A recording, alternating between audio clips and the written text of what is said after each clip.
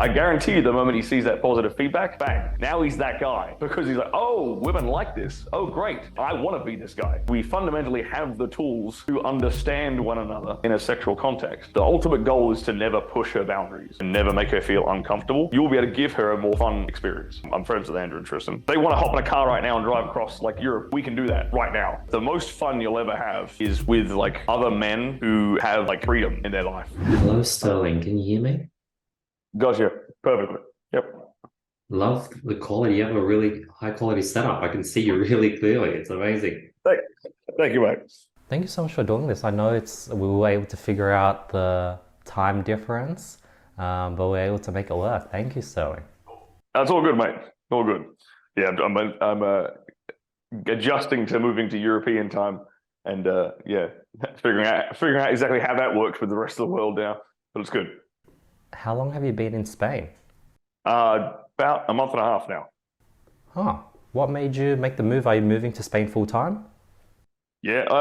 That's kind of the plan. It's part of like a multiple flags strategy I'm putting together. Yeah, like different collecting residencies, potentially collecting another passport by being out here, bank accounts, that sort of stuff. I'm trying to get on multiple grids. Where are you originally from, Sterling? Perth. Oh, Australia. Yeah, mate. Very cool. Where was the first location residence you collected after Perth? Well, it would actually be American. So yeah, I'm a green card holder as well as a few others in the back pocket at the moment as backups. Let's just say. And with each of these locations, do you have to stay for a certain amount of time, or have some of these locations been easy and you don't have to even stay there? Yeah, there's one or two that are super easy to keep. You don't really have to do anything. Yeah, and then others obviously have like a limit. Like with the US one, for example, you have to have intent to reside. So like I have to have like a business there, like a corporation there, pay corporate tax there. I'll probably be getting like some real estate there as well. Like just to sort of make sure that they know that, oh, look, I do intend to reside here and pay tax here, so don't take the residency away. Especially the American one. The American one's like super tricky to like. They don't really have any like clear defined rules. It's kind of like up to the discretion of the immigration official as you come into the country. Interesting that way. Interesting. And is it possible to get just a residency or just a banking? And do you prefer having both, or is one, if you had to pick one, you can just go with one? Yeah, it is possible. There's certain countries where it's incredibly easy to open up a bank account without having a residency or anything. One such example a few of my friends have done recently is actually Georgia, not the state in America, but the country next to Russia. You can literally, I mean, you can even do it online now. Actually, you can pay like I think it's like $1,000, and you can open up a Georgian bank account within like a few days. But if you actually go there in person, you can literally rock up with your passport, and you can have a Georgian bank account within that day with a debit card ready to go. Now, is it more important to diversify and open bank accounts in different countries, or is it more important to get a visa in different countries? What's probably the top priority? I mean, it depends what you want, right? So do you want to live? Do you want like do you want to have visa-free access to certain places, right? Do you want to have the ability to bounce around and travel? I think passports are way more useful than visas, but if you have like strategic residencies in a few places, okay, cool. Now I can at least go to these places regularly every year without worrying about like having to reapply for like a visa or an ESTA in the case of America. I have full ability to come in and out. The banking, that's obviously to do more with like taxes, to do more with like your liability in certain countries, like where you're classified as a tax resident. That's a big one. I know Americans have a big disadvantage over like the rest of the world, basically, because the IRS follows you around everywhere you go, and they'll tax you no matter what. So there's obviously like different legal structures you need to set in place, different corporate legal structures. So that's also something I'm in the process of doing too. But that's once you start making a certain amount of money, like these things become important, because then it's a case of like first you got to make money, and then you got to keep it. That's the second part of the equation, actually keeping the goddamn money. because yeah, every government on the planet wants their cut. They want their pound of flesh. So you've got to try and do your best to make sure that you keep every penny you can in a totally legal way, obviously, but you keep it through corporate structures, through different bank accounts, through different having banks in various different residences in different countries too. Interesting. And how come it can't be as simple as finding two countries that have little to no tax brackets, something like Dubai, something like Panama, and then just split your money between those two countries and you're set? Why is it important to get like 30 passports and 30 locations, 30 countries? It's not. You don't have to. You really don't have to. It's just a case of redundancy, right? So if one like Dubai's all great now, but maybe it won't be in like 5 to 10 years, right? So okay, well let's at least start the process. So I've got multiple options, and one of those might not be fantastic now, but it might be good in 5 to 10 years time. There's also the potential with certain residencies. There's the potential for a passport later on down the line, and then that's something that my kids can inherit. Every passport I accumulate now throughout my life, then when I have kids eventually, they can inherit all those passports. And I look at that as a giant like advantage I can give my kids.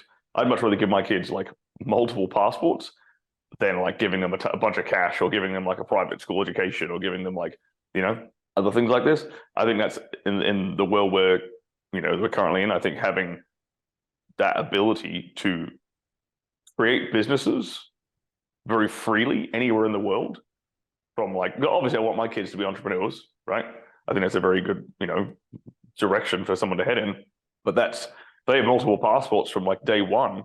Okay, now they have location independence and they can go wherever they want, set up a business wherever they want, set up a business in multiple different countries, and are exposed to like the global economy rather than like a localized one. Interesting.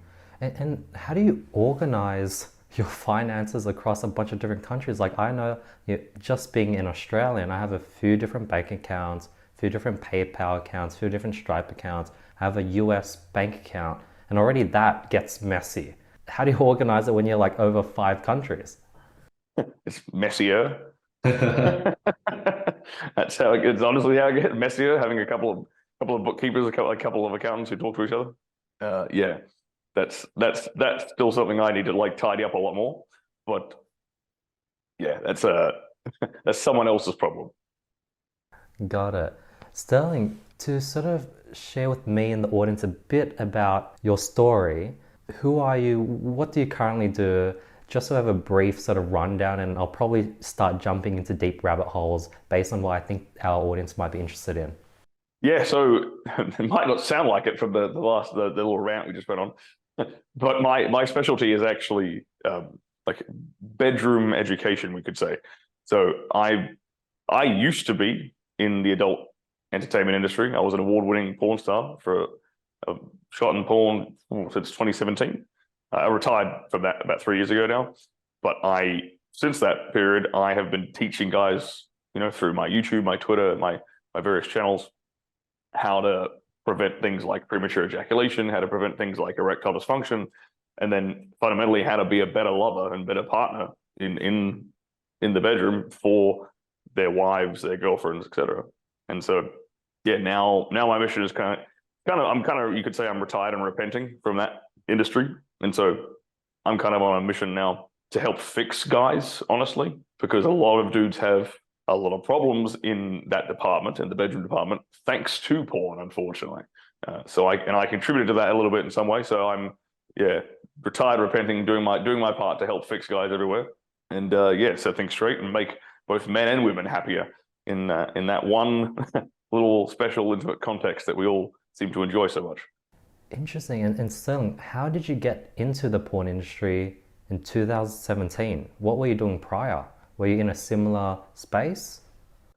Not really. I was running a food delivery business of all things back in Perth, actually. So I was a food entrepreneur at the time. I ended up getting into the pornography space basically through sheer grit and determination. It seemed like such a novel thing, and like there was a few factors leading towards me like deciding to do it in the first place. I ended up selling my paleo business that I had at the time, and I went down this rabbit hole. But it was it's probably the hardest industry on the planet for a single straight male to get into. Like, I can't think of anything else that's harder.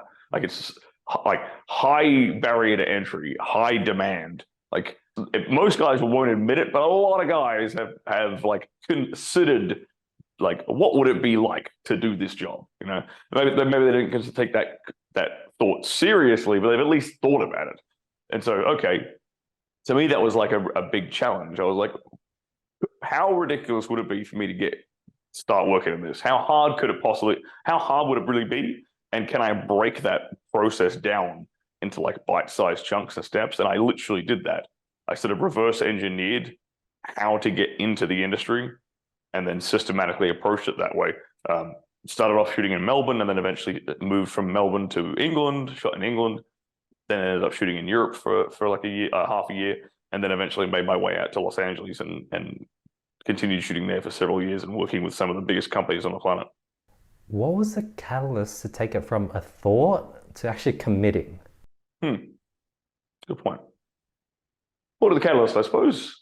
I suppose it was like probably my first scene, like signing up to do like the very, very first one ever, and getting a shot at it, and the encouragement and enthusiasm I got from my co-star. She was a more of experienced performer from the US, actually. And I shot with her in Melbourne, and she said, "You're pretty good at this. You should keep doing it. You're like a natural." And that gave me a lot of encouragement. Took away a lot of the nerves I felt.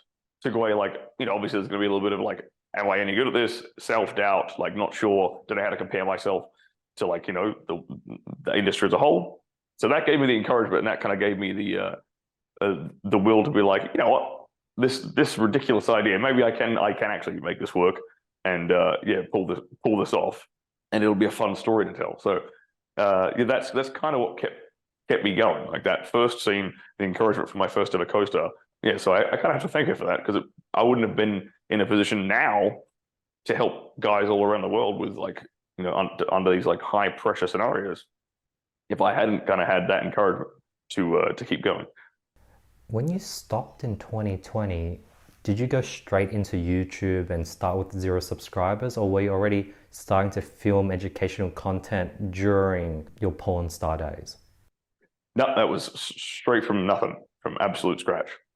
And I'd started kind of writing down my first book, which I obviously is one of my products now. But my first ever book, I'd started writing it about 6 months prior to that, purely because I wanted to like document all the different biohacks and like techniques and supplement advice, everything I'd kind of accumulated throughout my career that I'd either come up with or I'd learned, or something I'd stolen from like another more experienced dude in the industry. I'd picked his brain and he told me some advice. I just had this big Word doc basically that I was like, I'd continuously been adding to it over the years. And I eventually sat down and just started trying to compile that into like a coherent text, a coherent book.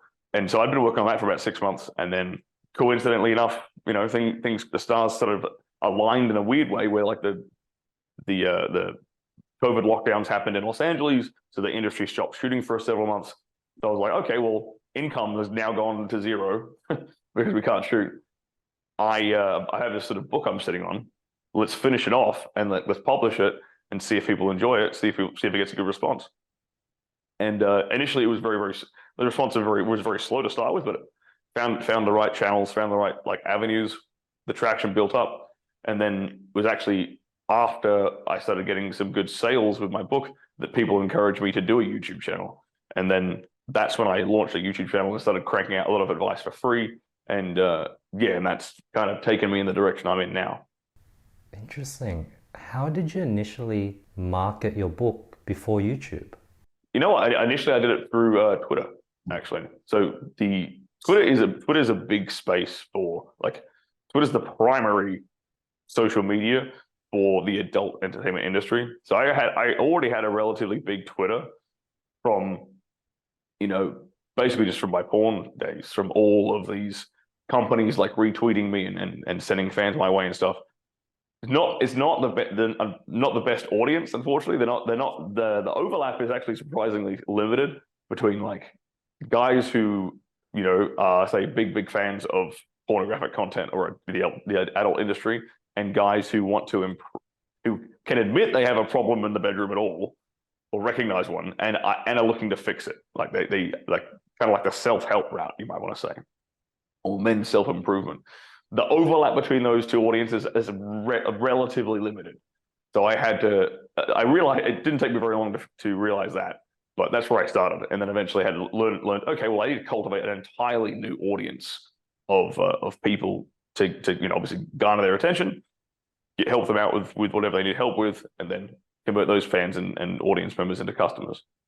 What's your thoughts on like teaching like men how to get women versus teaching them how to be good in bed? Because I feel like the first part is like even a bigger problem. Like I feel like guys just struggle to get girls at the moment, let alone how to perform in bed. Yeah. It's kind of like putting the cart before the horse in a way, right? If you're teaching a guy how to be better in bed, how to give a woman an orgasm, oh, that's fantastic. Now, where's the woman? Like he needs the woman to start with, right? So yeah, it's a problem, man, and that's been a problem for a long time, man. I when I was in my 20s, me and my friends used to go out to bars and clubs and stuff to like learn, like what you might call like pickup, or learn how to talk to women properly, like because a bunch of me and my friends used to be like shy, like nerdy guys, no joke. And then, but once you realize that socializing is a skill, like learning how to be charming, learning how to be social, learning how to talk, learning how to start conversations, learning how to hold conversations in an interesting way, in a non-autistic, boring way. Okay, that's a skill, and that's the same mentality I take when it comes to teaching guys bedroom stuff, because sex is a skill as well. It's like you don't learn how to ride a bike like from the moment you come out of the womb, right? Same with anything else on this planet. You've got to actually develop the skill set. So I think so they're related in that way. And obviously, like the confidence in one bleeds over into the other. That's absolutely true. If you know you're good in the bedroom, you're going to talk to women and with a bit more swag and a bit more confidence. That does really tend to help guys quite a lot. But yeah, luckily there is a lot of guys out there right now, in the internet, in the men's self-help space, who do specifically help guys to be more charming, be more attractive, and to bring women into their life. That's not my specialty. I sort of help them after the fact, but yeah, I give guys a little bit of advice here and there in regards to like relationships and dating and things. Not my primary skill set, to be perfectly honest. But look, I'm not a schlub at it. So, what have been the main channels and ways you've helped men get better in bed? Has it been through just the free YouTube content? Has it been through a program, one-on-one coaching, a sort of monthly Discord group? It's been mostly through my YouTube channel, all the free content I put out through that, and then my courses on the back end of that. So I have written 4 books, 2 video courses that I have out right now, and they cover a bunch of different topics, a bunch of different problems guys face, and a bunch of different like techniques they can learn for not only getting over those problems in the bedroom, but also in terms of pleasing their partner. But then I give away like 90% of my stuff for free on YouTube. It's in smaller, bite-sized, bite-sized, less organized like chunks, but I give away a ton of free advice on YouTube. And but then again, I am also kind of like limited in what I can say and show on a YouTube video versus what I can say and show people like behind a paywall, in the privacy of their own home, where there's not advertisers, running around getting my content demonetized. Interesting. So is your course like actual, like real sort of role play? You're with a woman, you guys are naked. Wow. Yeah, I'll show. One of them is not all of them, just one of them. And I'll demonstrate like, here's a technique for kissing a girl, for example, right? Here's the technique for like pulling a woman's hair properly. Here's the technique for like erotically choking a woman, consensually, obviously, but erotically choking a woman. Like, and I'll break down all these actual real physical techniques. And I demonstrate them all live, like on a model, so that guys can get a better understanding of it. Because I could sit there and talk to a camera all day, and 50% of men are just not going to get it.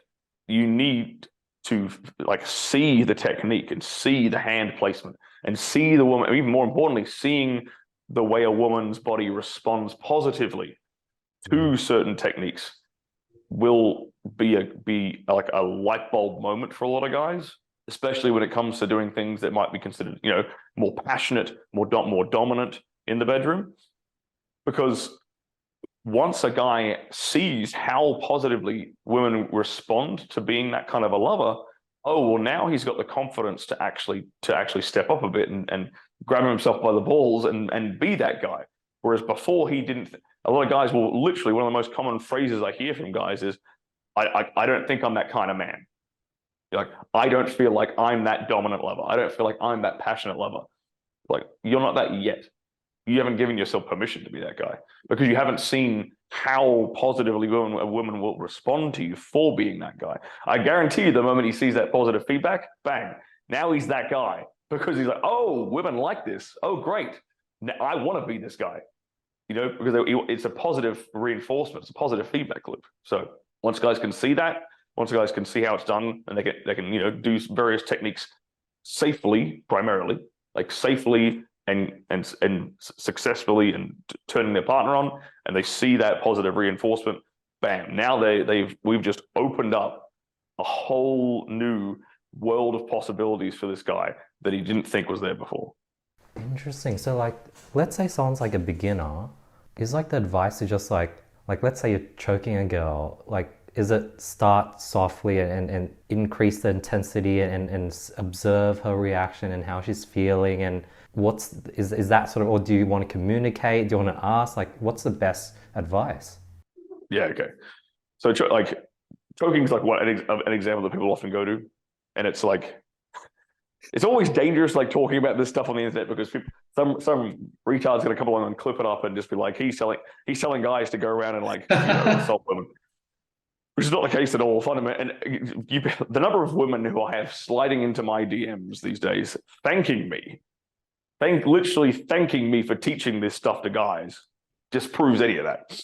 But anyway, so with that example, what I teach guys is actually to learn how to read women's body language better so that they don't ever cross a boundary. And that's the important part. I don't want guys to ever cross a woman's boundary and make her feel uncomfortable. And you might think, okay, well, surely you'd have to be some kind of a mind reader to do that. And the answer is not necessarily. So with this one example, let's say choking, right? Some women have had a bad experience with that. And you don't ever want to set off a negative trigger in that way, or like bring back some bad traumatic experience with her. You want her to actually enjoy herself with you, obviously. So with something like choking, a really good technique I give guys is like, look, let's just start. We're not choking, we're not touching the neck or anything at all. But during the act of foreplay or during the act of intercourse, how about you just start by just placing your hand on like, what's this bone here called? I forgot what this bone called. My brain's not working. Collarbone. Just by placing your hand gently on her collarbone there and gauging her reaction. Okay. I guarantee you, if a woman has had a very negative past experience around, more dominant sex, for example, and something like choking, for example, right? If she had a bad experience, I can guarantee you, just by placing your hand there, not doing anything else, you will be able to observe her body language. If her body language is tightening up and tensing up, then that's as far as we're going to go. If she has a negative reaction to that, stop. Don't pursue that. You're going to try something completely different. Like maybe okay, cool. Now we're going to teach you, instead of doing that, like I'm going to go teach you how to do cunnilingus properly, how to go down on a girl properly, right? Or something else. Maybe we'll teach you how to do some like sensual, erotic rope bondage and like tie hands up or something like that. Anything else? Because if she's tensed up from just that real simple baby step, like leading up to erotically choking a woman, well then there's no green light here, right? But if you just rest your hand there and you see the opposite of that, you see her body language like relax a bit more. Maybe she starts biting her lip. Maybe she starts staring you, like looking at you more passionate in the eye. Maybe she even puts her hand on your hand and moves your hand up towards her neck. Oh, well, that's a bit of a green flag, isn't it? Like that, she doesn't have to verbally say these things, And women won't either, by the way. Women won't verbally say, do this and that to me, primarily because they want, that's not their fantasy. Their fantasy is to have a guy who actually understands her. Their fantasy is to have a guy who knows how to read her body language. Their fantasy is to have a guy who knows what he's doing, and he knows her body better than she does, and can give her a fun sexual experience, and a very passionate one. So, okay, we've just placed our hand on the collarbone there. We've observed, engaged her body language. Okay, it's either a green light or it's a neutral one. Okay, well, we're not 100% sure still. Okay, let's just, again, we just move it up. Let's just rest the hand on the neck without doing anything. And we're not putting any pressure at all. We don't put pressure on the windpipe. That's definitely an incorrect technique to do. But we're not really applying any pressure. We're just putting it there. And then we're seeing, again, we're baby stepping one step closer, and we're gauging the body language. Is it a positive reaction? Is it a negative reaction? Is it a neutral reaction? Cool. And we can just baby step from there. Like you said, gently applying pressure on the sides while making out with her, perhaps, seeing how she responds. Is she moaning? Is she enjoying herself? Is she leaning into it? What is her reactions? And fundamentally, that's the way I teach guys to like communicate with women in the bedroom, is by kind of being a mind reader without being a mind reader, if that makes sense. You don't have to sit down and go through like a consent checklist, because that's just unrealistic. That's not how humans interact with each other. But there's certain groups of people on the internet who try to convince you that that's the way humans actually do interact with one another. But men and women have been making babies for quite a long time now. And that was prior to the internet. That was prior to Me Too and feminism and these kind of movements. And we still figured it out without all that. So I think we fundamentally have the tools to understand one another in a sexual context without pushing anyone's boundaries. We've just not had the proper sexual education around it. Interesting. Like, let's say you're on a date, second date with a new girl, you have dinner, you take her home, you pour a glass of wine. What's the best way to like lean into it and sort of start it? Like, you go in for a kiss, what's the best way? You don't know her preference, you don't know what she likes. To go from like, okay, like kissing all the way to like, happy fun times, right? So I always try to be like playful with my language now, just because I know it can, if I use certain words, it can censor your stuff and it can censor my stuff. So I don't like to get you in trouble. Thank you. But yeah, okay, you got to go home from a date.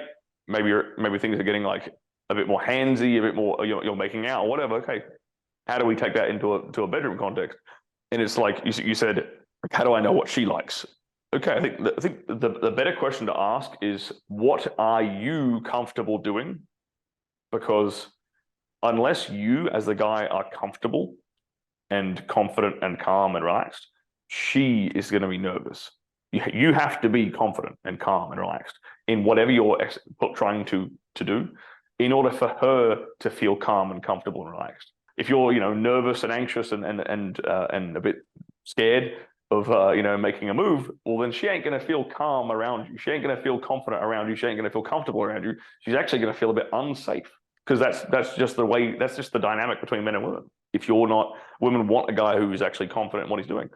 So, okay, how do we escalate things from we've got her back from the date to the bedroom? Again, you can come back to like these basic baby steps of like, okay, we make a move, like maybe we're kissing her neck, or maybe we start making out a bit more intensely. Maybe we start pulling her hair while making out with her, where we're getting a little bit handsy here and there. And it's really just a case of looking for these, like, you might describe it as like 2 steps forward, 1 step back, 2 steps forward, 1 step back, where we're never trying to push her boundaries. We're never trying to like obviously never trying to force anything. And we're letting her dictate the pace at which things progress. Like, we're not forcing anything on her, we're not pushing anything on her, we're not rushing her into anything. But we as the guy still have to make the move.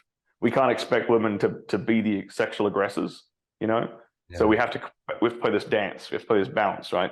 And I think that's a good way of describing it for guys, like 2 steps forward, 1 step back.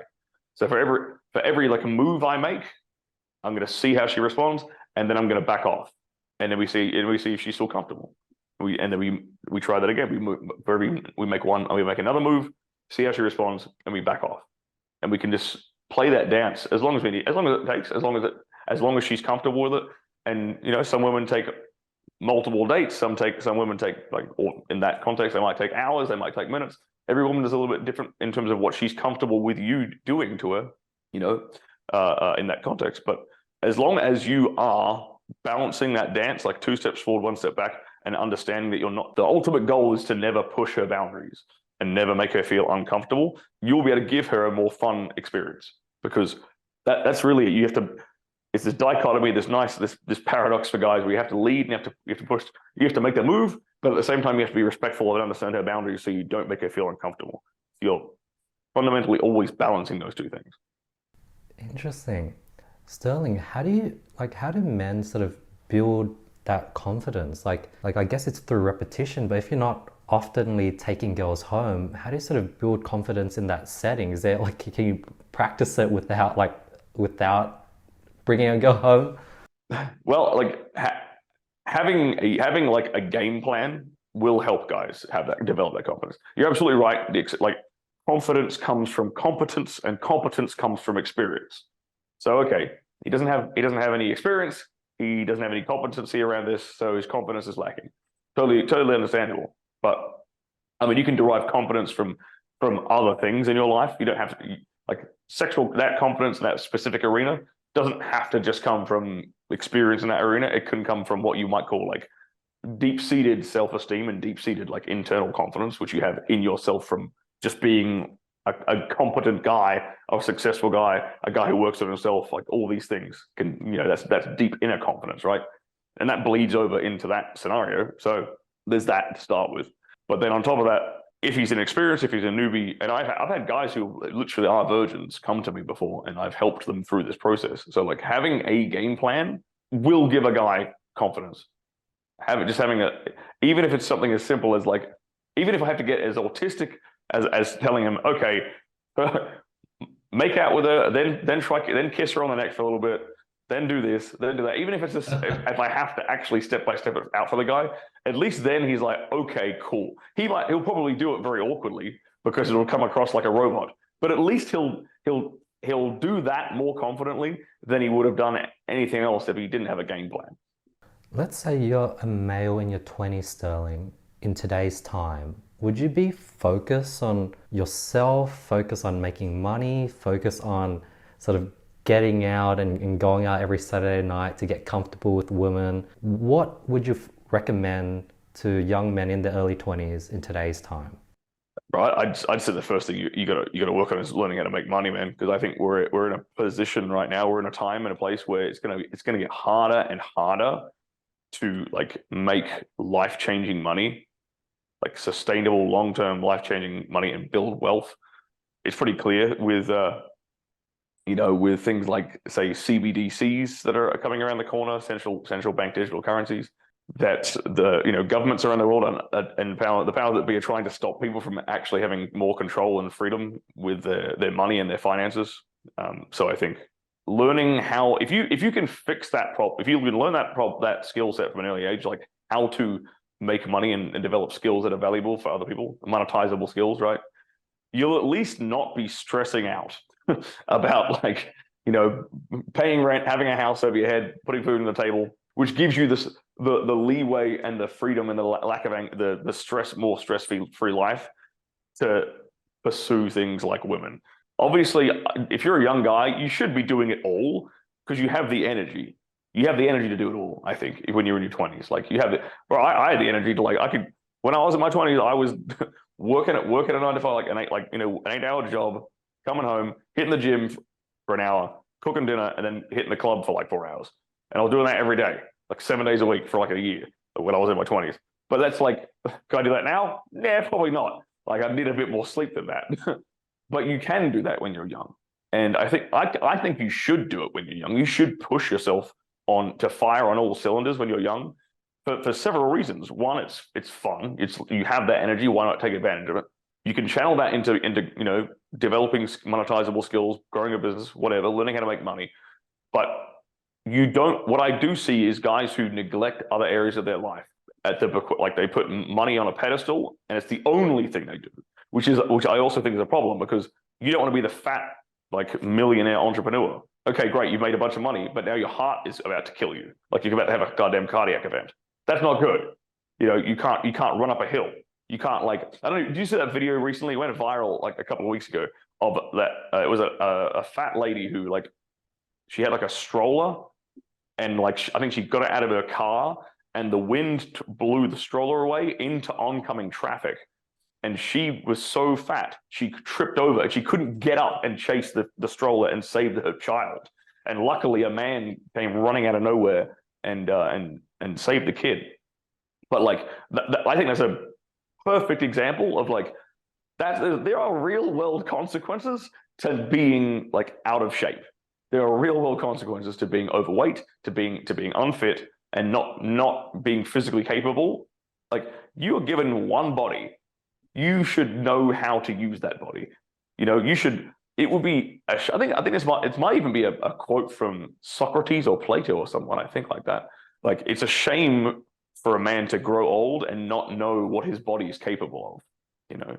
You should do sports, learn how to move your body around, hit the gym and lift weights, learn how to grow your body, get stronger, get bigger. Like, these are all fun parts of life. I don't know why you would neglect them.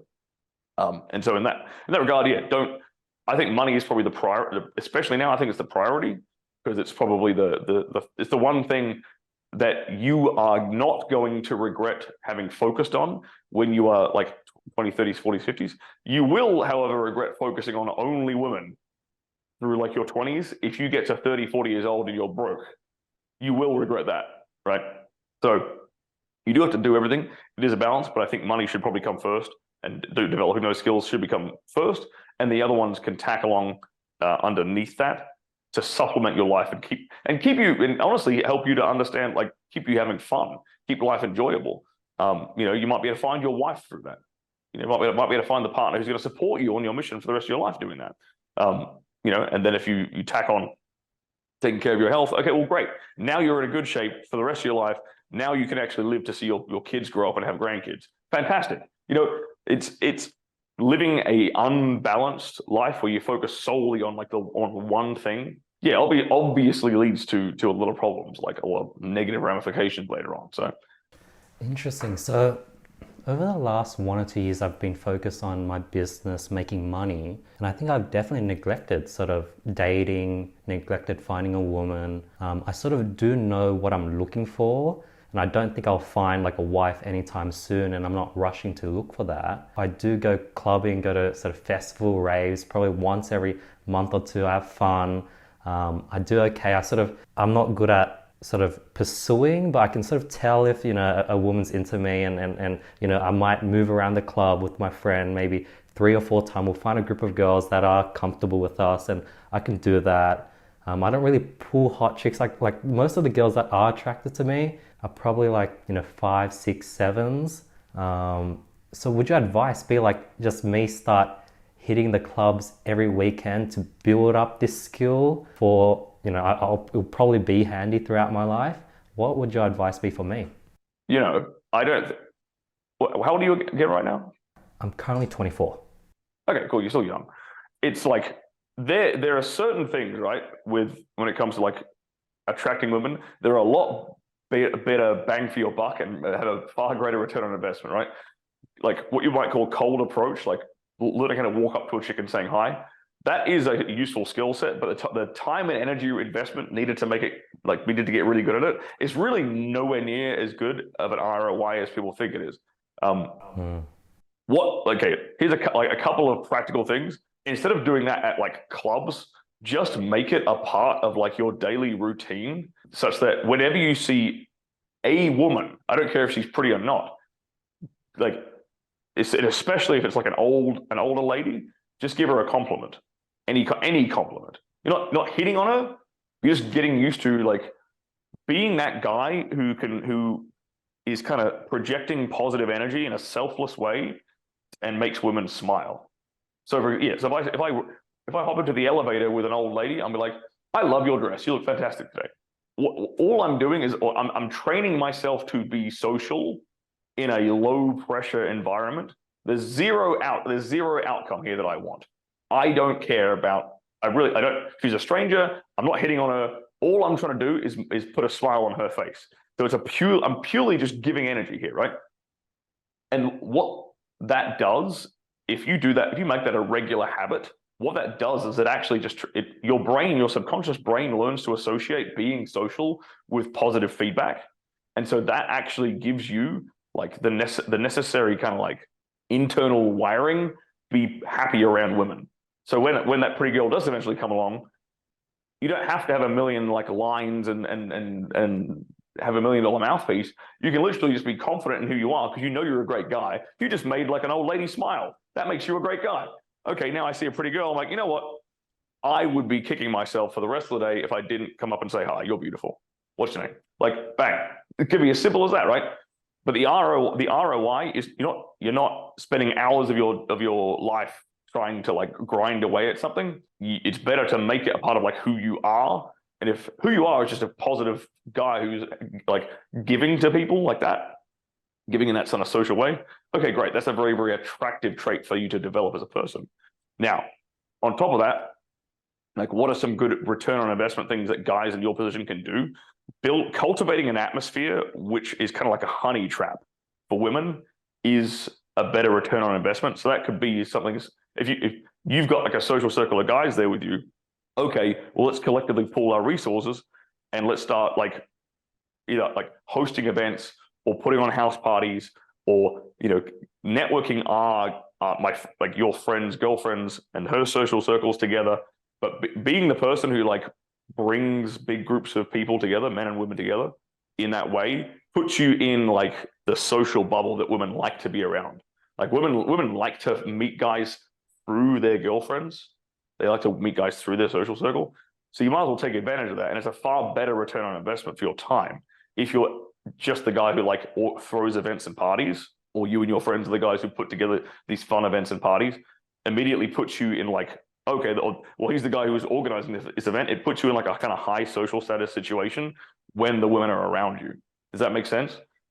That makes sense. Like after you said that, like I'm gonna start doing like monthly sort of things at my house. The only thing that like I hate is clean up afterwards. I'm like OCD, this is my home.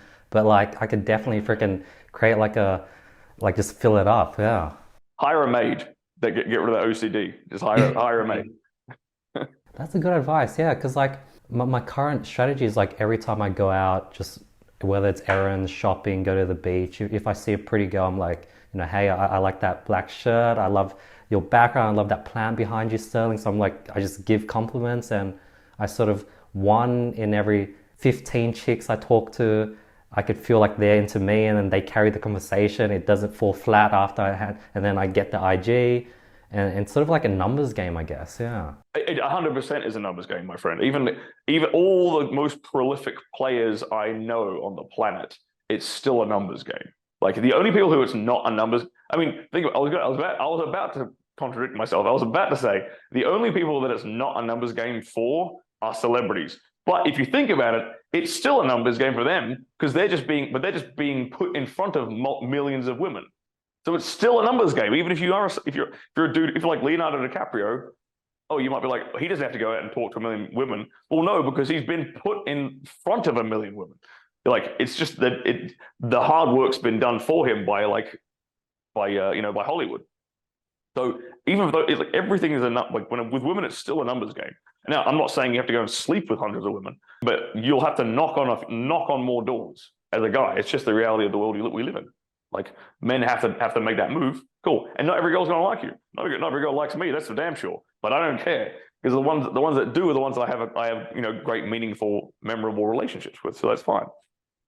Sterling, what's your thoughts on finding a partner, finding someone that, do you think there would be someone that can be your main chick for 50, 60 years? Is that, and you grow old with together? What's your whole thoughts on, finding a partner? I am at the point in my life where I'm looking for like women to be, who have the potential to be a mother to my kids. That's fundamentally what I'm doing now. Like, so I date with purpose, if that makes sense. Like I know what I'm looking for, which makes life actually way easier. It makes dating way simpler for me, to be honest, because I'm looking for certain green flags. I'm looking for certain red flags that would disqualify a woman as a potential long-term partner. So it honestly makes like the vetting process way easier for me now than it was when I was like, more, just playing around and having fun. So yeah, I think like, look, I hope there's going to be, plenty of options for women who will have a long, happy life together with. But it's going to be it's going to be based around, is she mother material, and primarily, does she want to be a mother? Some women aren't interested in being a mother, or they don't consider that until much later in their life. I'm more interested in finding a woman who's like in her early 20s, who is already down with the idea of being a mother and starting a family. Like she kind of gets it, and we're on the same page together. Cool. Because now me and her can build something together. How many kids would you like, Sterling, actually? 20. I was going to say, yeah. So perfect. That's what I was thinking of, 20. So if someone were to get 20 kids, like I guess the traditional route is you have wife number one, you have 5 kids, and you have a divorce, you have wife number 2, divorce, wife number 3, and then your kids are now like 20 years apart, 30 years apart. Okay, so I wouldn't divorce them, because I wouldn't necessarily marry them. At least marry them legally. I think fine, get married biblically, get married like religiously, be it Christian in a church, or if you're Muslim or whatever, right? Get married with your religious ceremony, but don't get the government involved, is kind of my opinion on marriage, because I think that screws a lot of things up. The government has no right to poke its nose into my business anyway. It's got nothing to do with where I put my dick. Nothing at all. It's got nothing to do with like who I want to have kids with, right?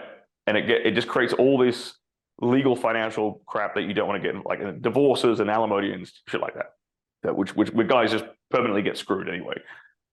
So don't sign up for that trap anyway. Does that mean I won't get? Doesn't necessarily mean I won't get religiously married to a woman, right? But I don't like the idea of.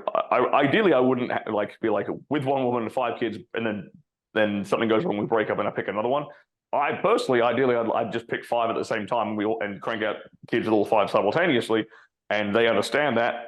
I'm open and honest about that. They know what the deal is, they know what the plan is. Move everybody onto a giant farm. Raise all the kids on a farm, tough farm life, like learning how they milk the cow, fix the fence, feed the chickens, shear the sheep, fully self-sufficient, sustainable farm, happy days. Everyone grows up working hard. Everyone grows up understanding like real world practical skills, and all my kids are raised with like immaculate nutrition, like perfect health, because they're just eating amazing food that they can literally see outside their bedroom window. That is my game plan. That's my end goal, is literally just like a giant self-sufficient farm where I can guarantee that all of my kids will grow up healthy. With the 5 wives in the one big farm, do you reckon it's going to be one big family, and they're going to be like best friends? Do you reckon they're all going to have separate rooms? What's the dynamic that you try to build? Bro, I'm literally making this up as I go along, so it's like, I know what the plan is. I haven't executed on it yet. And so it's like, I can hypothesize about how it'll play out. And my hypothesis is going to be something like main house, and then each wife will get an individual house where they can go off and have some time alone if they need to have time alone. And take care of the babies and stuff. And then the kids when the kids reach a certain age, they have a room in a house. That's like the plan. Maybe that won't work. Maybe it'll have to be some other kind of arrangement and setup. I do have a friend actually back in Australia who pulled off something very, very similar to this, oddly enough. And that was kind of the arrangement he had, exactly what I described.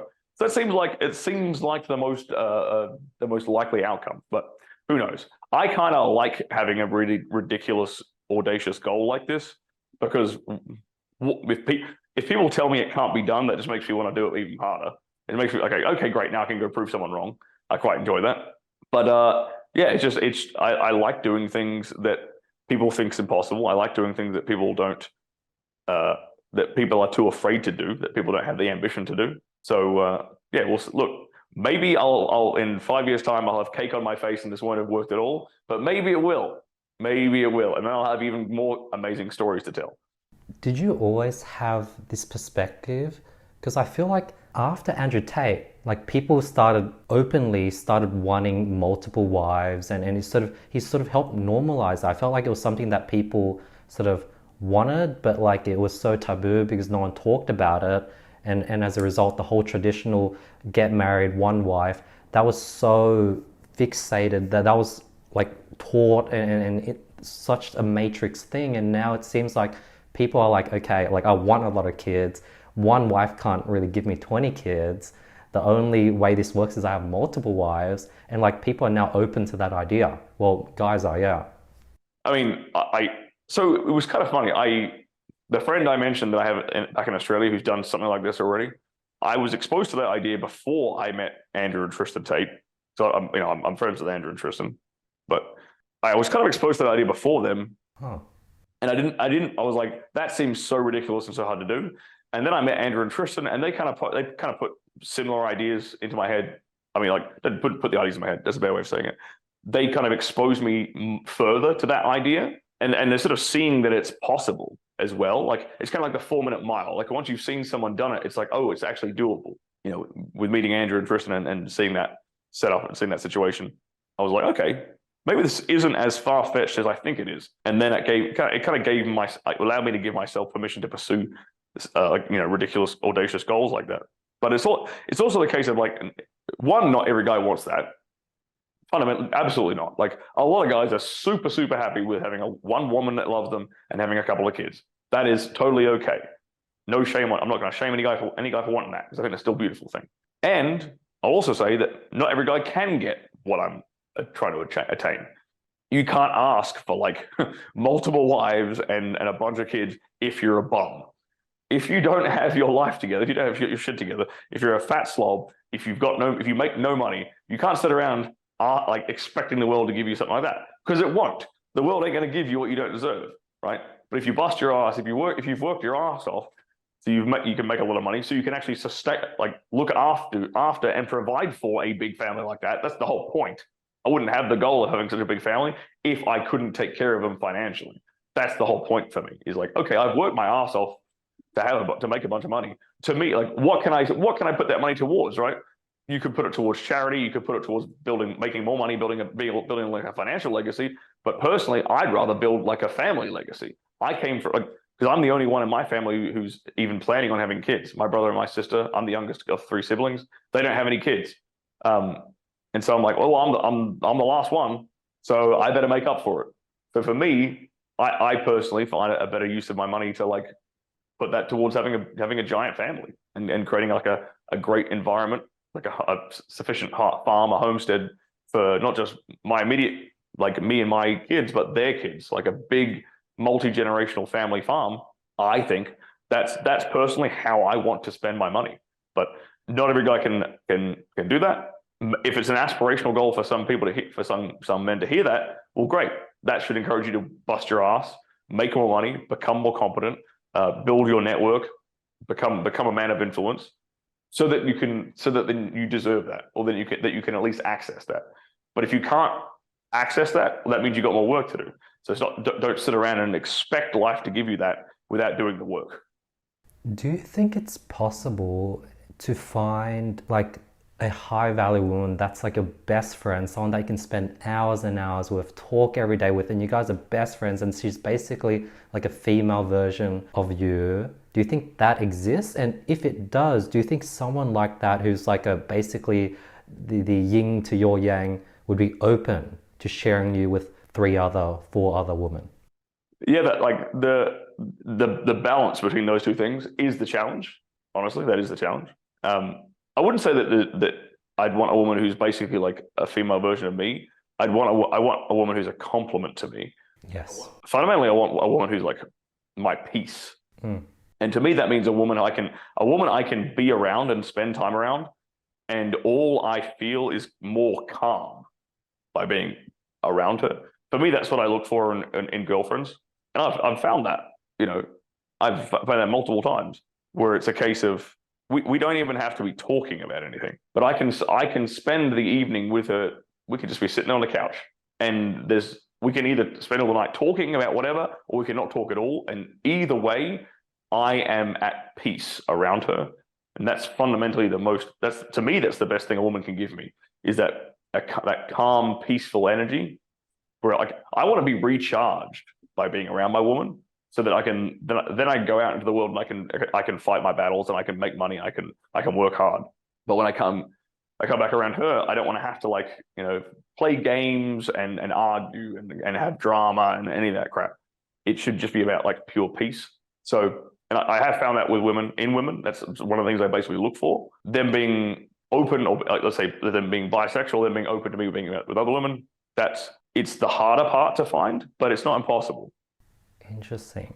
I was working in a startup in Silicon Valley 2019, and my mentors and my peers I was working with, they're sort of in their late 30s, late 20s, early 30s. And they had sort of multiple partners. And man, it looked like it was very tiring. Maybe it wasn't because maybe they weren't that successful. Like the stories would be like, they'll be on dating apps, they'll have a rotation, they'll get close with the girl, and every month the girl would be like, hey, what are we? He'd have to sit her down, be like, hey, like, I'm not in a place right now where I could commit myself to one person. She's sad. He's sad that she's sad, but like he has to tell her the truth. And then girls then leave. It's like girls like, I can't do this anymore. So then he has to find a new girl to add to the rotation. And it was so much work. I'm guessing it's once you get to a certain level of like success, that happens less. But that was like, yeah. Well, it's not even a fact that it's a certain level of success, because they sound like very successful guys. But all I'm doing is I'm being honest up front, right? So I'm taking away all that drama by just being honest. You get what I'm saying? What they're doing is they're not being honest. They want what I'm going after, but they don't know. They're not honest with the women that are in their life. They're not honest with them. They're still afraid to admit that that's what they want.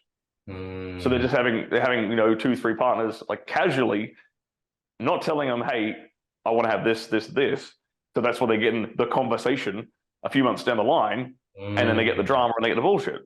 Well, then instead, you could just, if you do, obviously it requires you to be more selective with the women you pick. It's harder to find. You have to vet harder. But if you're just honest up front, it saves all that drama and all that crap. So it's like, okay, would I rather have to repeat this dramatic process every 3 months, or just vet harder? Like, it'll take longer to find an appropriate woman, but then I don't have to have that retarded conversation after 3 months, and we can just keep going on and living a happy life together. I think I would prefer the latter. Have you ever found an amazing woman that was super complimentary to you, but you sort of just had to let her go because she wasn't down for your setup? 100%. Yep, 100%. And it sucks. She was a perfect woman. She was amazing, but just wasn't going to work out, and that's fine. You know what? That's fine, because I don't want to force it. I wouldn't ever want to force a woman to be in a position she doesn't want to be in just because she loves me, and that was kind of the situation. So I had to let her go. Like I was honest with what I wanted long term. She wasn't fully down with it. Everything else about her was just like 100% compatibility with me. Perfect. Exactly. Like that thing I talked about before about her being my piece. She was literally the woman I'm thinking of when I was describing that. And it's like, what a shame. And it sucks. But, that's life. You have to go through that. But like those kind of women do exist. And like I said, I'm playing on hard mode, bro. I'm trying to have my cake and eat it too. It is playing on hard mode. If I wanted to have one girlfriend, like, who would crank out my kids, I could have had that. Yes, I could have that yesterday. No problem. Easy. But I'm looking for something a bit more complicated. So with that comes challenges with that, and that's okay. It's a risk versus reward thing. I'm playing on hard mode, so it's going to be harder to achieve. But I think the reward's going to be worth it. Having a giant family, I think that's well worth it. The joy of having like just a giant house full of kids, to me, I think that's worth it. Right now, so how do you meet women? Like, is it through dating apps? Do you create honey trap sort of scenarios? Is it through just Instagram DMs? Combination of all the above. Yeah, combination of everything. Obviously, like my social media presence helps. Like, I'm not going to pretend like it doesn't. that kind of like that social proof kind of helps you. Yeah, it makes things a bit easier. But I still use dating apps. I'll use Instagram. If I see a girl out at social events, like networking through friends of friends, that totally works too. But yeah, basically all the above. When you moved to Spain, now that you've sort of been there for a month and a bit, what's the first thing you've done to like meet people? Did you just jump straight on the dating apps? Have you just went to the hottest club in the area? What have you done to sort of acclimate and start meeting people? Well, so I already have a bunch of friends here. It's one of the reasons why I decided to come out here and set up some stuff here is because I have a really strong social circle of friends already here. So that was kind of already taken care of. The women's side of things, the interesting part about this town is that it's like very transitory. So like it's got like 4 months of the year where it's like like it's the summer, like peak season. So you get people coming in to party, but the number of people who actually live here isn't actually that big. So yeah, it kind of creates this interesting dynamic where like a lot of the women that are coming into here are just here on holiday for like a week or something. So it's honestly like this ain't the best place for me to be like looking for a wife material. It honestly isn't. But I do think being on European soil is better for me to look for wife material because I can just drive to like a small little village and maybe I'll meet the love of my life there. You know what I'm saying? Like that I'm far more likely to find the kind of girl I'm looking for in a small Bavarian village, you know, or like if I'm driving through the Swiss Alps, stopping by like a small corner shop, I'm far more likely to find the woman I'm looking for there than back in Miami. And what's your advice on like setting up honey traps? Like, let's say I throw a party at the end of this month. I invite my sister, get them to bring all their girlfriends. So that's like five. I might have 2 or 3 girlfriends in my contacts that are single. Might invite 1 or 2 couples. And then that's party number 1. Maybe half of those people would want to come to the next one. How do I create like a consistent sort of honey trap and create a system where it's just like I'm not having to like hit everyone up and keep hitting people up? Or do you think the first one will create a flywheel effect? It's gonna be like effort no matter what. Like I know guys who literally this is their entire thing.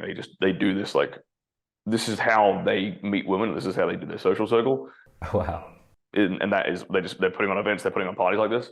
So the advice I'd give is make sure that the ratio is always more women to men, always more women to men, no matter what. Don't have not a cock fest, never a sausage fest. Always have more women than men. If that means not inviting certain guys, then that's the case, right? Or tell a guy, hey, if you want to come to the party, you have to bring a girl, or at least 2 girls, or something like that, right? If guys, and there you go. That's actually how things can start to spiral. Is because like the first few you throw, obviously you'll have your close guy friends there, but the ratio is good, and the word starts getting around. If other guys want to come to the party, okay, cool, you can come, but you got to bring 2 chicks. You got to keep that ratio up. All right, great. And now you got other dudes doing the work for you. Excellent, right? So it's a combination of keeping the ratio really good, and then making sure that there's fun, like it's a fun atmosphere because women like fun, right? So it's like, okay, what are we gonna do to keep this party fun? All right, booze flowing, music going. Maybe like chicks love having their photo taken. If you got a friend who's an amateur photographer, have him running around the party taking photos of people all night, and then sharing those photos with everybody. Ta-da! Like that ain't that complicated, bro. But people love that shit. And then it makes your parties look cooler. What's your thoughts on inviting guys with girlfriends, inviting couples? Is that a no-go or is that good because that's totally good. That's a great idea because those people will socialize with everybody. Right? Couples will socialize with everyone. Couples are the ones that will socialize with like can socialize with like the single chick, and she's not feeling creeped out, right? So like the girlfriend of your friend or whatever, she's the one who's going to introduce that single chick to you. You know, like they're the ones that actually do all the connecting. Okay, great. That works. Tell me, I first found you, Sterling, through the podcast you did with the Tate Brothers in Romania. Tell me about that whole story. How did you meet the Tate Brothers? I first met Tristan actually through Twitter. Met him online on Twitter. We started chatting on Twitter, and then I actually had him on my YouTube channel. We did like a little bit of an interview there. Got along really well. And then Andrew reached out to me. Started talking with Andrew, Eventually met them in person in Las Vegas a couple of years ago. We got along great, and I met a bunch of other guys in that same night who I'm friends with now to this day as well, which is really cool. And yeah, eventually then I joined the War Room. That's Andrew Tate's international men's organization. Really, really powerful network of men all over the planet. And yeah, kind of just met up with them again in Miami, and then we went out to Odessa, Ukraine, and partied there for a while. And that was kind of when we really started hanging out, like a lot more, like just the boys, cameras off, like no pretext. Driving through Romania in their sports cars and stuff. Them showing us their country, really really proud of the country they lived in, showing it off. And that's kind of how it spiraled. And then yeah, just being like, it's kind of funny, man. Like the most fun you'll ever have is with like other men who have like freedom in their life. If that makes sense. Like once if you've worked your ass off and you developed a degree of freedom in your life, whether that's like location freedom, time freedom, monetary freedom, whatever. Once it can kind of get a bit lonely if you have like that success and there's no one around you who's at a similar level to you. But once you meet them, it's awesome. Because it's just like, oh, here's all the other guys who have all this, like they got time and they got money to spend. They got the ability to spend it like and do whatever they want. They want to hop in a car right now and drive across like Europe. We can do that like right now. And it's like, it just creates, it's a recipe for ultimate adventure. So I'm super, super happy I met those guys. And like the whole social circle that we all share, like all of their friends, not just as amazing as Andrew and Tristan Tate are, their friends are also equally as amazing, So I'm super grateful that I met those guys. I'm super grateful to have them in my life and for the connections that they've given me over the last couple of years, the people I've met through them, like a true brothers for the rest of my life, guys that I will be talking to the day I die. That's how much we all have in common with each other in terms of like worldview, values, like all the above.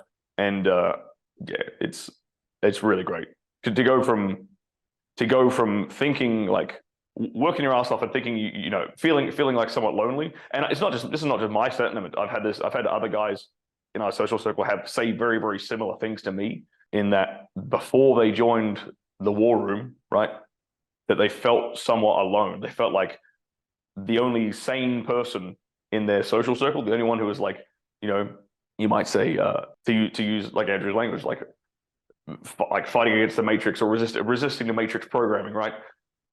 And if you're the only guy in your social circle doing that, you start to feel a bit nuts. You're like, am I the insane one? Am I actually just crazy? And then when you finally meet other guys like that, you're like, aha, here's where everybody is. Excellent. Now we can all band together. Now I can talk freely. I can talk openly, and I'm not going to get judged, but we can talk creatively and expand on these ideas, and have really interesting conversations. I cannot express how amazing that feeling is of finding other like-minded brothers like that. Guys that you'll be friends with for the rest of your life, guys that share your worldview, and guys that you can build things together with. It's truly an irreplaceable feeling. Sterling, how long ago did you first chat with Tristan? How long have you guys been friends now? I think we started talking in 2020. Yeah. That was when we first started chatting together on Twitter, actually. Yeah, and we met face to face at the beginning of 2021. Got it. Yeah, because I've noticed like Andrew's group, like you, Justin, like a lot of his group has been coming together probably 5 years ago, 4 years ago. That's sort of where he started really just networking and meeting and building his sort of circle. One thing that I found was that like the last 2 years I spent a lot of time just traveling, doing a lot of things on my own, sort of working on my own business. And then over the last 12 months, I started inviting friends, bringing friends along to things, doing things on my own, but then I'd invite friends to come along, and it sort of-ish worked. But then a lot of the people that are in my circle sort of wolves, and they have their own group of friends. So everyone has their own circle, and my hypothesis is I'm just not there yet where I can pull together and have my own family. I need to level up even further. And I guess, I don't know, what's your thoughts? Like, what's your advice on building your own circle?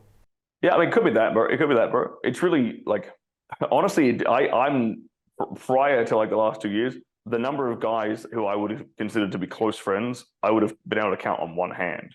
Like the kind of men I would go at, like literally the kind of men I would want to talk to every day was literally about 3 people. It's like, and that was the case for multiple, like for like a decade. Now that list is probably about 20.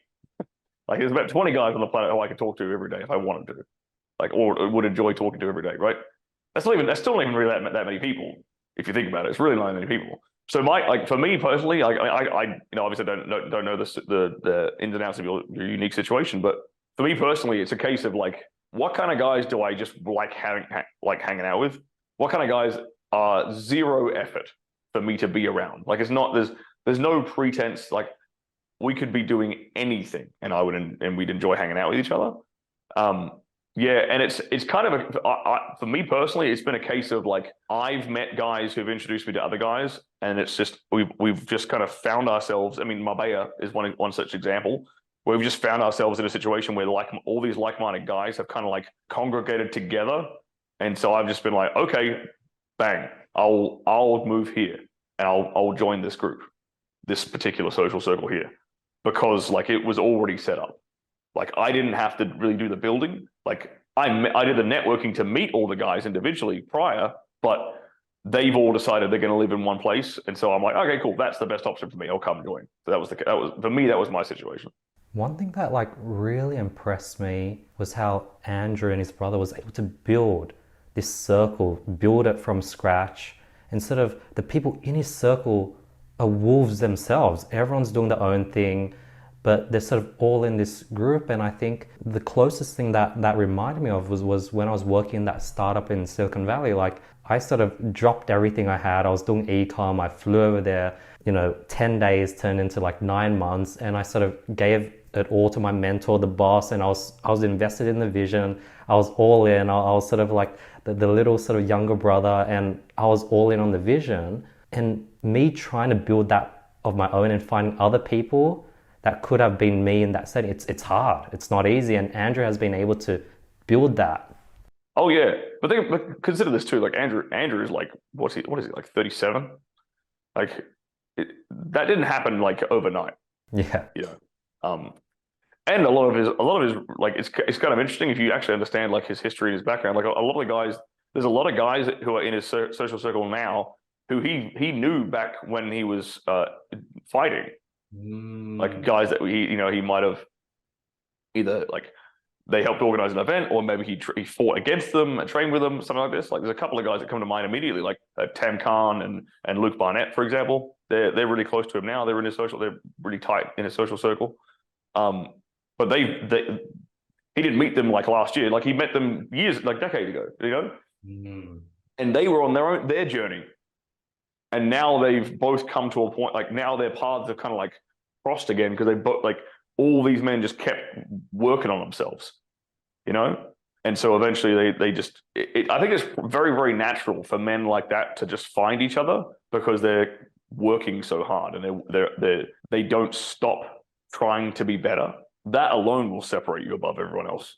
That alone will dictate your social circle very easily if you just don't really if you don't get complacent, if you don't relax, if you don't like settle down, if you're constantly looking for like the next big challenge, that will make your social circle extremely interesting. But you don't like you said, you're 24, Mara. You'll probably find like you might end up finding yourself like attaching yourself to like another wolf's social circle, whatever how you like to call it. And there ain't a problem with that. Like that's what I did, bro. It's the best decision I ever made. Joining this social circle, being a part of this group of guys. Best decision I've ever made, and I didn't have to build it from scratch. Someone else built it for me. It was awesome. It's one of the most important things for a man is to find that kind of brotherhood, because most men go through their life without it. Honestly, most men go their entire life without having that true bond with other guys, and that's a shame. But you don't. I'd say the sooner you can find that, the better. And if that means if that means someone else has built it already and jumping into it, fantastic. That saves you the work, saves you the time, and you just get to enjoy it. You don't have to build everything yourself from scratch. Makes total sense.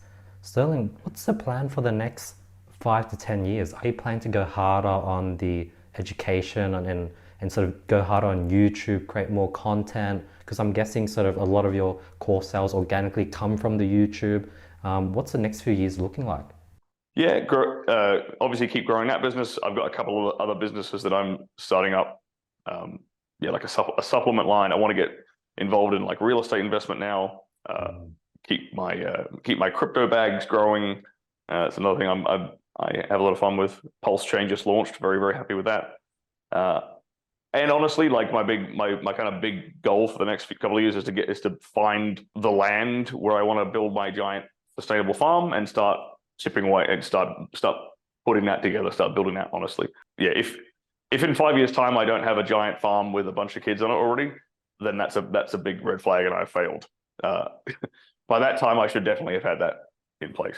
I should have that in place in like 2 years, to be perfectly honest.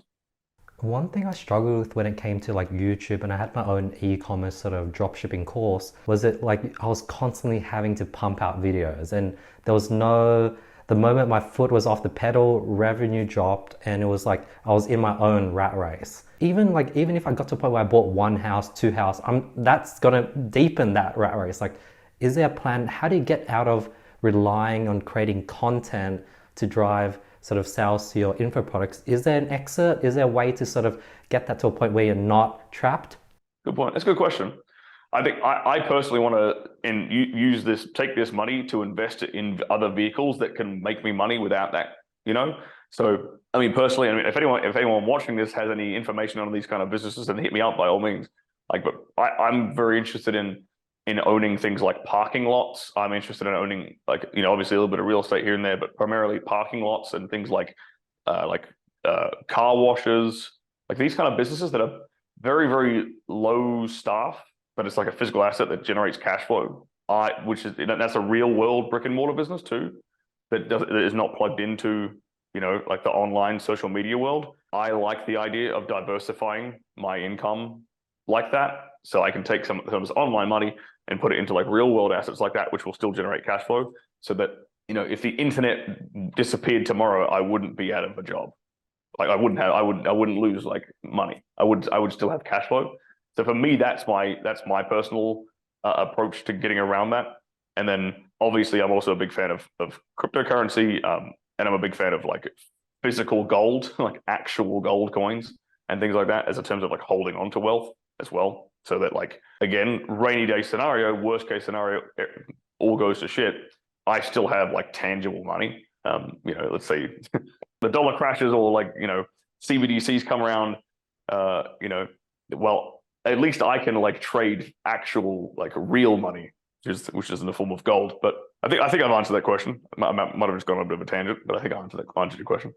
Yeah, you did. The business model that I recently just thought of when you brought that up is the team that I used to work for. They've sort of pivoted and they're sort of in the car sharing business, where in America there's this thing called Get Around. You can buy a car for like 10 grand. It will make 500 a month. So you're getting like 5% yield per month. After 2-3 years, the car might depreciate down to like 8 grand. So you could also pull out another 8 grand. And like they've got like 30 cars, and you could even do it on a finance model where you're financing the car for 250 a month and it's making 500. I guess it's less automated because then you need cleaners and stuff. But it's like a real life example of it's not digital. Yep, I like that. It's cool. It was called Get Around. Yeah, and I think there's Get Around, Turo.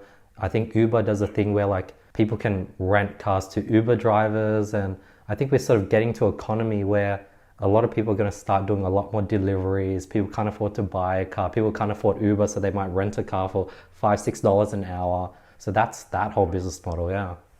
Yep. Interesting. How are the Tate brothers? I know they recently got out of jail. Have you been speaking with them? How are they? Yeah, they're good. They're great, man. They're in good spirits. They're still on house arrest, unfortunately. Obviously, that's fingers crossed that they'll every time they go into court, fingers crossed for them that they get these charges removed and they can actually get on with their life. That will happen. you know, that will happen. But whether it happens this month or next month, we have to keep waiting. It's annoying, but they're in very good spirits. They're working out, and then they're working. That's it. They're just sitting there grinding away, bro. So it's there's not much else you can do if you're on house arrest. So you just got to work. Luckily those guys have no they have no shortage of work ethic.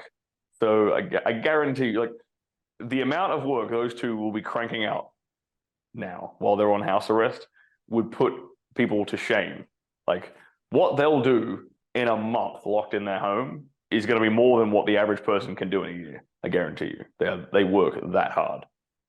So it's but they're in good spirits. Like, I'll chat with them every now and then on WhatsApp. It's good. It's good. Like, I know they're happy and they're good because we'll just crack jokes and we'll laugh. So that, like, to me, I know, like, to me, that's like, okay, cool. Like, my guys are okay. I like that. It's happy. Wish they were out, obviously. The moment that I can't wait for them to get out, can go driving cars around Europe again. It'd be fun.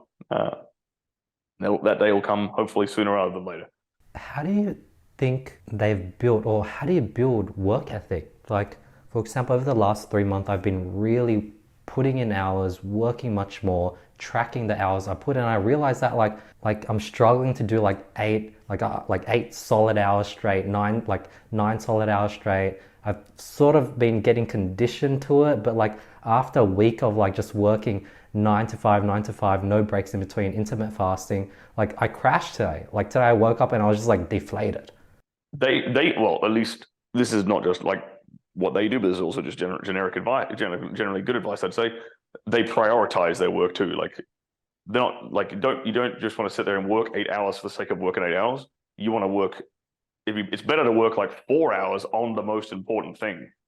Like what, and personally, and that's something I always like have to remind myself of too, and I have to correct myself. I could sit there all day and spend 8 hours on like a bunch of little things, but there's that one or two things in my business that I know right now are the most important things for me to be working on, and will do the most impact and have the most weight behind them, that I should be spending the time, like, prioritizing my time on. So, like, in terms of like, well, where do they get their work ethic from? They get their work ethic from being like professional fighters. That's where they get their work ethic from, from busting their ass in the gym, from getting punched in the face and going back to the gym every single day. That's where they get their work ethic from. So that's the answer to that question. But in terms of, how can an individual cultivate more of their work ethic? The separation between the intellectual and the physical, I don't think that exists. Like, those two things are intimately intertwined. If you have physical discipline, your mental discipline will improve. I can guarantee it. That's why I hit the gym like 5 days a week here, and that helps. That really, really helps me get more work done during the day. It also like structures my day around it too. Like, gives my body and my brain time to switch off. It's like, okay, I can work 4 hours or 5 hours straight, and then I have to stop because it's gym time. I've scheduled it in with my trainer, right? And then that's an hour away, and I come back and I actually want to get back into work again. So I'm deliberately I'm just working like, I've found a way that works for my brain, if that makes sense. So understanding what works best for you is obviously going to work, but having a clearer understanding of what should be prioritized. If you can crank out 2 hours of working on the most important thing, that'll be more effective than working like 8 hours on everything else. Yeah. Because like right now I try to make sure that 8 hours I work on there's not much repetitive stuff. It's a lot of context switching. It's a lot of operations. And I'm just surprised that like there are people who can do 10 hours, 12 hours. Like Elon Musk is pumping out like 100-hour weeks, and I'm struggling to do 40 focused hour weeks. Yeah. Yeah.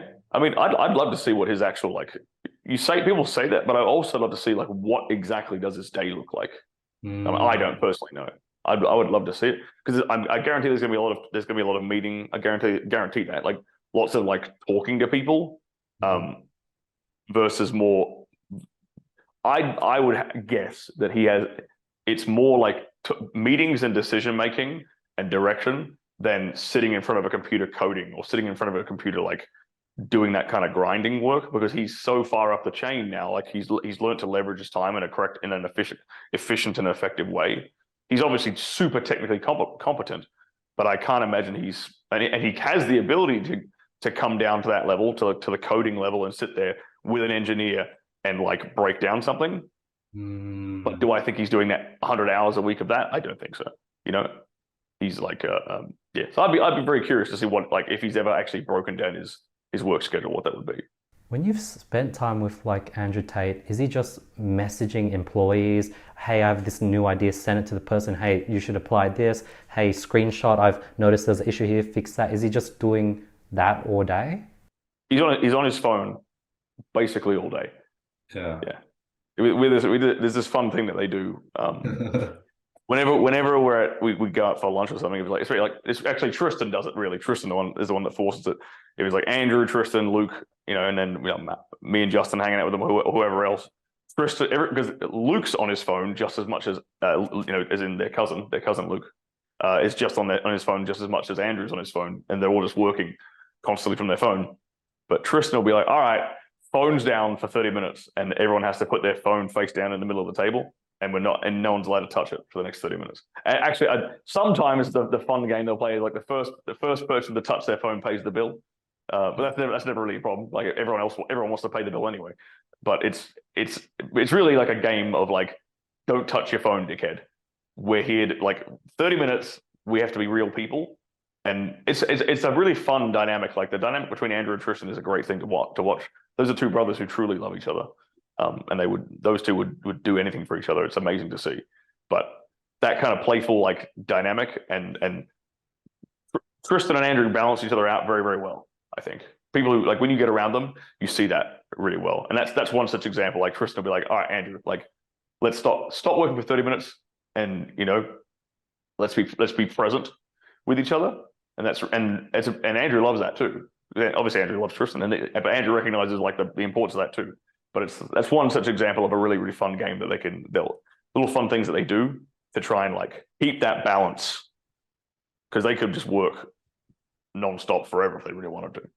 What's the dynamic like with Luke? Because from the Tate conversation, he seems like just the goofy sort of cousin, but like I've heard, like he's really switched on. Luke is one of the hardest working guys I know too. Luke's insanely talented, super intelligent guy, and is really, really works his ass off, man. And he loves working. Like he just genuinely likes working. Yeah, Luke's a great guy. I love him. Luke's one of those guys where like he's social, but he's not social. And it's really funny because he'll make the argument that he's more social than anyone else, because he technically talks to thousands of people online every day through like the various Telegram chats and whatever, and various parts of their business or whatever. So technically he's true. He's right. He is technically talking to thousands of people a day, but he's talking to them in the ether, you know, in the online world. But then face to face, he's probably talking to Andrew like in a daily basis. Face to face, he's probably talking to Andrew and Tristan. That's about it, right? So if you're around Luke, if Luke actually likes talking to you face to face, in fact, if Luke puts his phone down and actually talks to you face to face, that's a massive compliment, because he doesn't like talking with people like face to face that much. He prefers to talk to people like online. So yeah, I'm always very, very complimented whenever he puts his phone down and talks to me. So it's just a funny thing to say, but it's just a little observation about Luke. I like him. He's a great guy. That's so cool. Sterling, what's your day-to-day like? And like, what's your diet like? What have you been able to take away from spending time with the Tate brothers? Yeah, I mean, these days my day-to-day is basically like I'll have my like schedule, my like planner, my weekly planner, whatever, and I'll schedule in like the top 2 to 3 things I need to get done every day, like pace those out throughout the week, schedule in any podcast appearances or anything like that I need to do. And then it's really a case of like, yeah, get up, work. Typically, I'll hit the gym at like, depends upon what my schedule is like that day, but typically hit the gym at either like 5 p.m. or 7 p.m., somewhere around that. So work all the way through that, hit the gym for an hour, come back, get something to eat, and then maybe finish off something, a little bit of like another hour or 2 of work in the evening if I need to, or sort of smaller, more errandy type tasks in the evening, and then yeah, maybe I'll go on a date with a young lady, or maybe I'll meet up with some friends and we'll go out for dinner like in the evening. But that's pretty much how my week is structured, my day is structured. Out here in Europe, I eat it's so easy to eat healthy here compared to America, honestly. my diet is really just meat and veggies and fat. Like I don't really eat that many carbs right now. I'm actually trying to lose a bunch of fat that I put on over Christmas, and it's flying off with the European food. So basically, I like steaks. I eat beef tartare, ceviche, things like that. If I'm carb wise, I'll maybe have a little bit of sweet potato or a little bit of potato, not heaps, like a small serving, not even a handful, like a small serving, just to give my body that little bit of carbs I need to get to hit the gym every day and keep my thyroid going well. But primarily, I'm eating just good quality meats and healthy fats, kind of like what you might call paleo. That's just I've experimented enough with my diet to know that that's what my body responds well to. So, but that's due to me experimenting a bunch in my mid-20s with different diets and different ways of eating. And I guess technically I'd also do intermittently fast. Actually, I only eat once a day. So, and that's purely, I've been doing that for 13 years. And that wasn't a fad. That wasn't because of I wasn't trying to intermittently fast. It just happened that way because I wanted to save time. I'm like, if I don't have breakfast, that's an extra hour I can work. Oh, if I don't have lunch, that's 2 hours. Well, okay, great. Let's just eat dinner and skip the other 2. And then I got 2 hours of extra work in the day. So that's kind of how it started 12 years ago. And it's just stuck with me ever since. And your one meal for dinner, is it like a massive meal or is it a normal one serving meal? It depends. I mean, it depends how hungry I am from working that day, but typically it's not actually a giant meal. No, European portion sizes aren't actually that big. So it's typically think like a 300 gram steak, and then maybe another 100 to 200 gram side of some kind. Maybe it's maybe veggies or a different kind of meat like ceviche or something like. So I'm probably consuming about 400 to 500 grams of food in the evening. And then I'll also, that's the other thing. I'll also during my workout, I'll have I'll have BCAAs and creatine in my shaker. So now it's a couple of scoops of BCAAs, a couple of scoops of creatine, and a scoop of gelatin. Not gelatin.